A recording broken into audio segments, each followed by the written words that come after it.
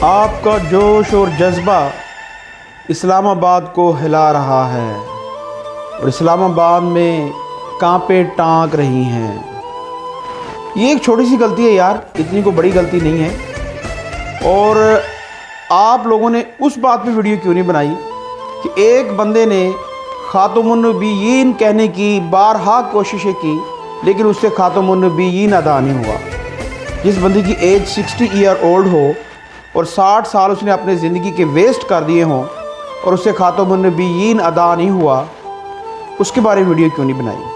بڑے افسوس کی بات ہے۔ زبان تو پھسل سکتی ہے یار، ٹانگیں کانپ رہی ہیں یا ٹانگیں کانپ رہی ہیں یا کانپیں ٹانگ رہی ہیں، کوئی بڑی بات نہیں ہے۔